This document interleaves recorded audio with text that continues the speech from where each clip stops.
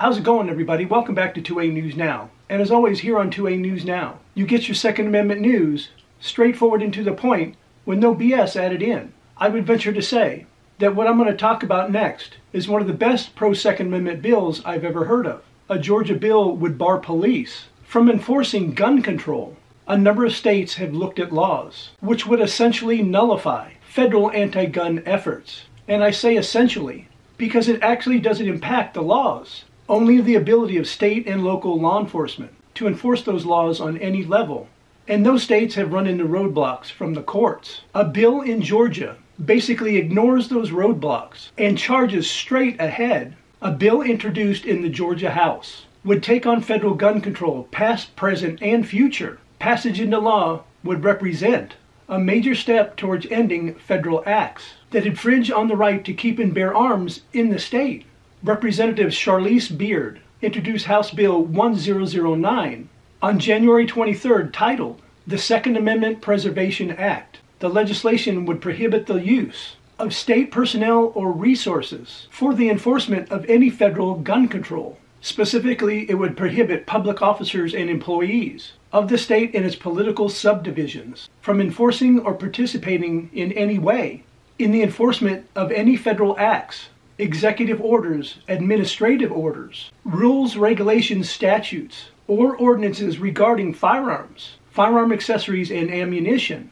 It also bars public offices and state employees from providing material support, as defined as voluntary giving or allowing others to make use of lodging, communications equipment, or services, including social media accounts, facilities, weapons, personnel, transportation, clothing, or other physical assets. Notably, HB 1009 would establish this blanket prohibition on state or local enforcement of federal gun control with no determination of constitutionality necessary. This would include provisions of the National Firearms Act of 1934, the Gun Control Act of 1968, President Trump's bump stock ban, 2 ATF regulations from executive orders issued by Joe Biden, proposed federal red flag laws, and any future gun control schemes implemented by the federal government.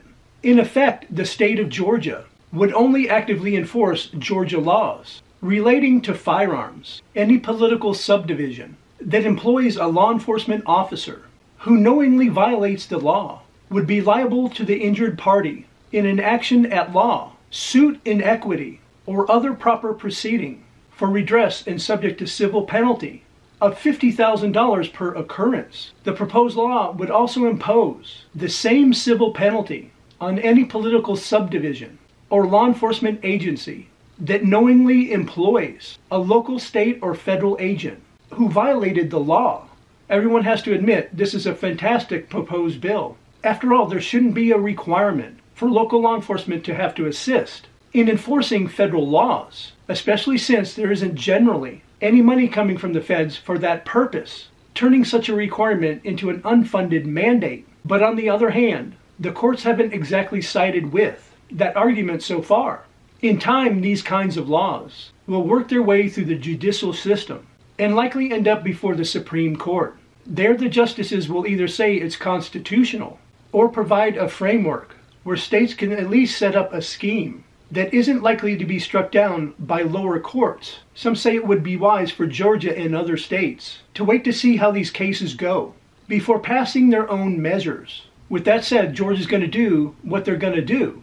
And it will be interesting to see if this passes in the first place, while the state seems to be still pro-gun, despite turning a rather uncomfortable shade of purple lately.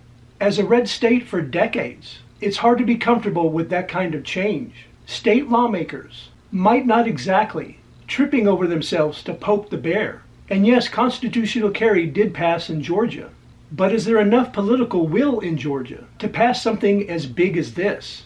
Let me know in the comments section what you think of this new proposed bill in Georgia. And would you like to have this type of bill in your state? And if you guys do me a large favor, if you want to help the channel out and help it to continue to grow, please take a few seconds of your time to like, share, and subscribe and hit those post notifications. I really would appreciate it. And I invite everybody back to watch my next video.